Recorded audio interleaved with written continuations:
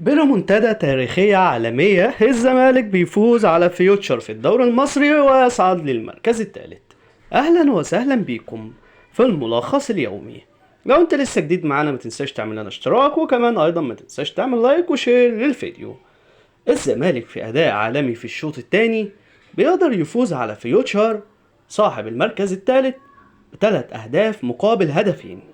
وكان نادي فيوتشر تقدم على نادي الزمالك في أول 25 دقيقة بهدفين نظيفين.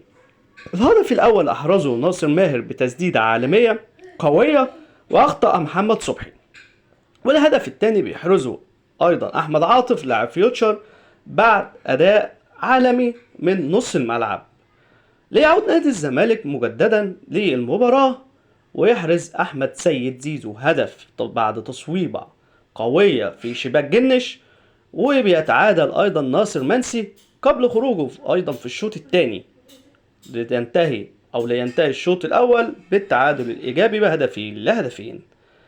لينطلق الشوط الثاني بثلاث تغييرات مهمة لنادي الزمالك بنزول شيكا بالا وعمر جابر وأحمد أبو الفتوح ليغير مجريات المباراة، ويعود الزمالك بضربة حرة مباشرة عالمية لأحمد سيد زيزو على حدود منطقة الجزاء، بيخادع حارس فيوتشر جنش الذي كان متوترا طوال المباراة، ليصعد نادي الزمالك إلى المركز الثالث قبل لقاء القمة المنتظرة يوم الخميس القادم بإذن الله تعالى يوم 13/7 المقبل.